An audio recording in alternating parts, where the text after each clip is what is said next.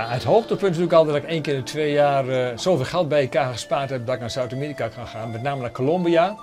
En de laatste jaren vooral in het gebied van de Orinoco-rivier. Dat gebied, daar vang ik vissen.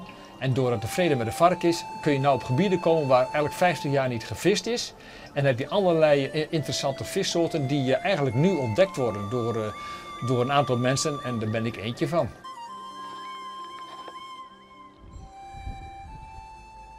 Ja, ik ben Ernst Vergenne. Ja, eigenlijk zeggen anderen dat ik een cyclidioot ben. Maar ik hou in ieder geval heel erg van aquariumvissen. En vooral uit Zuid-Amerika. Ja, dat meenemen naar Nederland moet je wel iemand hebben die een winkel heeft. Op die manier kun je dat doen. Als particulier is het eigenlijk onmogelijk om vissen mee te nemen. Je moet je goede papieren hebben. Je moet in Colombia een gids hebben die een vergunning heeft om te vissen. Dus je kunt niet zomaar zeggen van ik vang een stel vis en ik neem ze mee naar Nederland. Want dan kom je sowieso al in de problemen.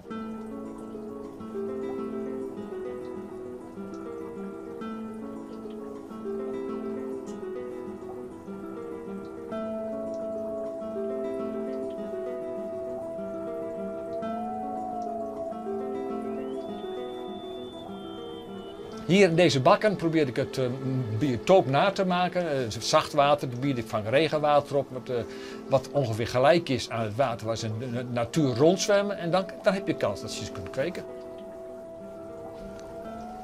Kijk, het mooie is, deze vissen die heb ik gevangen samen met een stel vrienden van mij vlakbij een indianendorp in de zijrivier van de Rio Negro.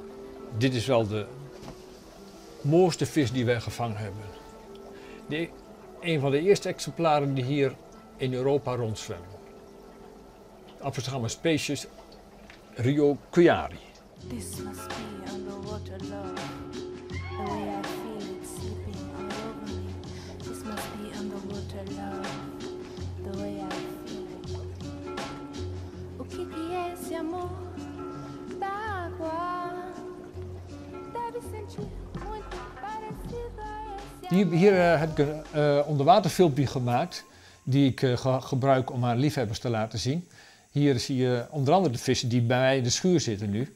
Maar dit was bij Campo Alegre en dat is een heel primitief indianendorpje. Er is echt aan iedere kant van de landingsstrip zitten 10 huizen en zonder comfort. Geen wc, moest je de bosjes in. We hadden geen stoelen, we hebben 4 dagen op de vloer gezeten, dus het was echt een primitiefheid ten top. En is dat dan wel kicken?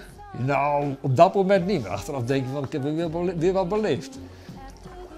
Dit zijn eigenlijk allemaal guppen, maar die komen wel uit Rio Magdalena, een van de rivieren vlakbij de Andes. Deze vissen die vingen we met een heel groot net langs de kant en warempel nou zwemmen ze bij mij in het aquarium rond. Het is toch heel bijzonder dat het allemaal zo kan.